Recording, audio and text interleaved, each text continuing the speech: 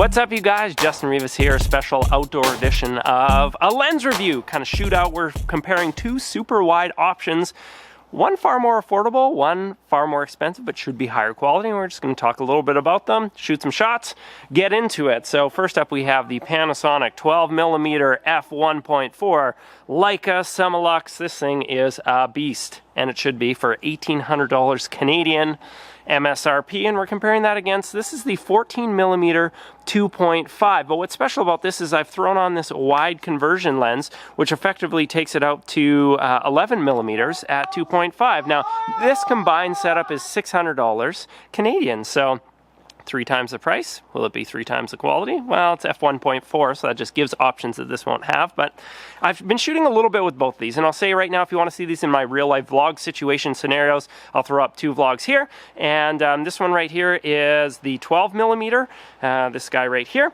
And this one right here was done with kind of this 11mm combined setup there. And those will give you some kind of real world indoor, outdoor, maybe a little bit more on the gun examples, whereas we're going to get into shooting some, I don't know, a little bit more carefully crafted shots with these, and we'll just talk about them as we're doing that. So let's hop into some shooting, and I'll just keep talking. All right, the Panasonic 12mm f1.4 DG Summilux. What can you say about this thing? It is a beast. It is one of the heaviest lenses that Panasonic makes, and that's because it's a pile of good glass in an all-metal body. Like, seriously all metal. Like, even the lens hood is made out of metal, so this thing is going to last. And you can put it through the paces. It's weather sealed, you know, kind of against the elements, so it's going to be really, really, really, really long-lasting. Now, it is sharp.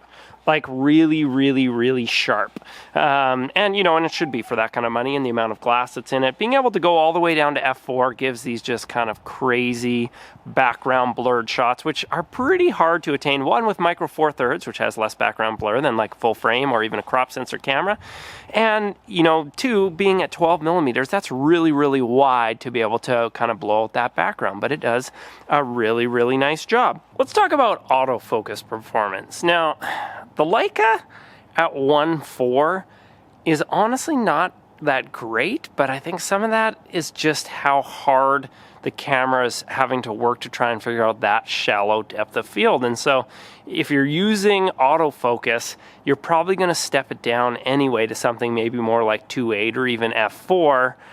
You know, and then you're kind of giving up one of the big advantages of this camera. Now, if you're in manual focus or you're trying to do something specific, sure, 1.4 is great. But if you're a vlogger like me, where that's a big part of it, you're probably not going to be using the autofocus at that 1.4, where, you know, as the 2.5 14mm with the wide conversion lens, at that, I'd say that I didn't really notice a huge difference in the focusing performance between the two lenses. Now, I didn't use them extensively, but when they were right around that 2.5, 2.8 range, they were both very solid in the way that they were autofocusing. But the first vlog I did with the 12mm 1.4, I just threw it in 1.4 and was trying to get it to autofocus, and it was having some trouble. But again, I think that's probably any lens at that shallow depth of field with that basic kind of contrast detection system like that's on my G7.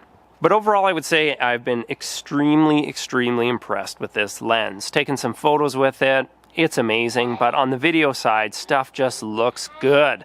You know, colors can be subtle, but I found the colors on this to be really nice. And when you're shooting in 4K, the sharpness that you get off like people's faces or the beard, it's pretty darn nice. Again, should be for the price. It's not inexpensive, so you're going to have some budget if you want to end up with this lens. Now let's compare this to the 14mm 2.5 with the wide conversion thrown on it. You know, at initial shot, this is also such a really, really, really, really good looking lens. And 2.5 is like a full stop. That means twice as much light as what you're going to get in a kit lens at 12 or 14mm, depending on your kit lens. So being able to let in twice as much light in low light situations, as well as blur that background even more, makes it a really, really flexible option. And I mean, $600 really isn't that bad considering what you're getting for it. Now, obviously, neither of these lenses are zooming. They're prime lenses, so you just got to kind of take them where they're at. But I'm kind of blown away by this 14mm. Now, prime lenses are always easier to make quality, but I thought this wide conversion lens might ruin it. But, you know, it may not look quite as good as a 12mm, but are people really, really going to notice a difference? It's, you know, it's tough to know, and it depends. Obviously, if you need to be shooting at 1.4 to really blur that background that much harder, then yes, you're definitely going to notice a difference. That's the one thing that the Leica one has that this 14mm/11mm doesn't, is that ability to just push that aperture down even farther. So the 12mm Leica is going to be way better in lower light, but if lots of your shooting is outdoors and you're not planning to be down there, I don't know, it's tough to kind of justify the money. You might be better to pick up a couple other lens options. So which one of these would I pick? Well, I guess it depends. If budget was no option, yes, I want to have this in my bag. I'll tell you, carrying around vlogging, the weight of this is so nice. It's like a third the weight of this. So that's a lot of, you know, extra energy you're conserving by carrying this. Whereas this guy, yeah, it's heavy, but if you're in really low light situations, nothing beats this. But at almost $2,000, that's a lot of money. I think for most people, unless this is like your 6th, 7th, 8th, 9th, 10th lens, you're probably better served by this, mixing in a couple of other lenses, like the 42.5 1.7 is amazing, a 25mm 1.7, or something that just has flexibility in zoom, like a 12 to 35. That's probably where I would spend the differential in the money. But if you already got that set up and you're like a serious filmmaker, this is going to be definitely the way to go. Anyway, I'm Justin Rivas. Thanks for watching. Hopefully that was helpful. As always, comments, questions are the best. If you enjoyed this, like, hey, subscribe to the channel. There's lots of good stuff going on here. See you guys.